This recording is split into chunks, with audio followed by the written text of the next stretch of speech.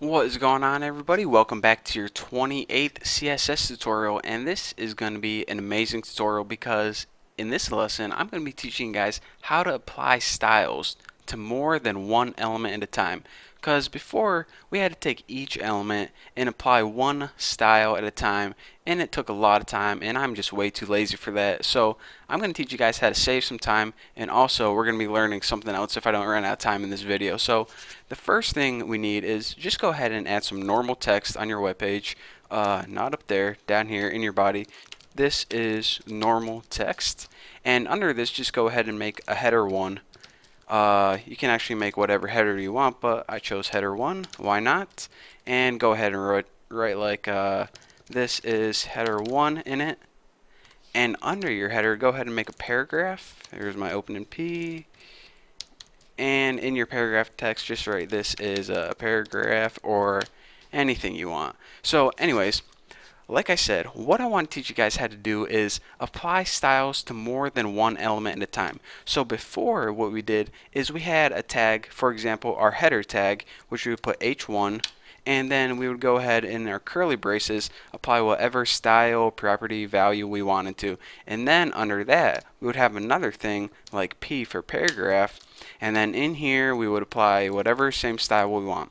But what if you had this crazy idea that I want to apply the same style to two different tags? For example, I want to turn all the text in my paragraph red and also all the text in my header red. So if we wanted to apply the same style to more than one element at a time, here's a nice little shortcut for that.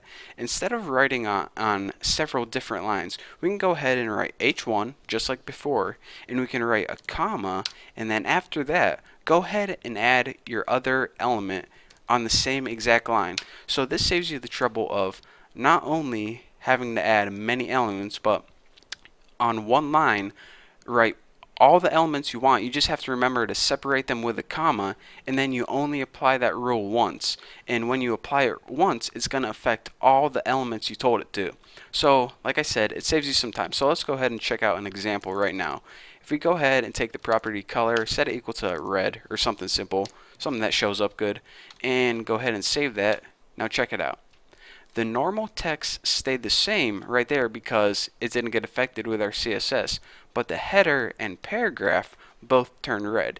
Even though they're on the same line and we only said that CSS rule color red one time, it applied it to both the paragraph and header 1 element. So again, like you can see, this saves you a whole lot of time whenever you're applying the same style to many different elements. And I did it with 2 elements in this example, but you can do it with 3, 4, 5, however many you want. So anyways, that's what I wanted to show you for the first half of this tutorial. Now, let's just go ahead and delete everything because that was simple enough. What I want to show you guys now is something called span. Now, before I taught you guys how to apply styles to entire elements, for example, in the lesson I just showed you, how would you apply the style to an entire header, or how would you apply a style to an entire paragraph?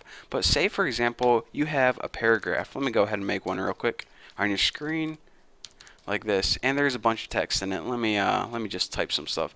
This is my first para and I love carrots and apple pie. So you have this wonderful paragraph on your screen, and this website's looking pretty good so far, but you get this crazy idea that maybe you want to apply a CSS property to, maybe just a couple words. Well, we know that we can't apply it to the paragraph or it's going to affect everything, so how do we solve that problem? Well, what XHTML did, or the wonderful people who made it, they invented a special XHTML tag, and it's called span. S-P-A-N. And whenever we want to affect just a group or a block of text, what we need to do is we need to surround that text with our span tag. So let me go ahead and surround like I love carrots with a special span tags. Now this is a double tag, so it has an opening and closing. Span, and let me go ahead and end it right here. Span. And now you're saying, alright Bucky, so how do I actually apply a CSS rule to this? Well, again, just like any other element, just go ahead and type the element name, which is span, up here. And I'm not just making this word up. You can't like write your name and put it in here and expect it to work. Span is actually a built-in thing. So, don't go making up words on me. So anyways, in your curly brackets, just write it like you write any other normal CSS property. So let's go ahead and something different than color. Let's go ahead and change the font weight this time. Let's change this to bold. And also, might as well change the color to change it to green. That should look pretty good. So now let's go ahead and save this and refresh and check it out. None of the paragraph is affected, but your span, which is pretty much like custom made tags, that might be an easier way to understand it, that is the only part that's affected. So if you ever come across this problem where you want to apply a CSS rule but you don't want to affect the whole tag, you can insert these custom span tags, and then only the text that's in between those tags is going to be affected. So that's pretty sweet. And again, like I said, span is a keyword that you need to use. You just can't use any word you want, like your name or your favorite food. You need to use the word span, or else your browser is not going to understand it. So anyways, that's all I have for you guys for this tutorial. So thank you for watching, and don't forget to check out my next lesson.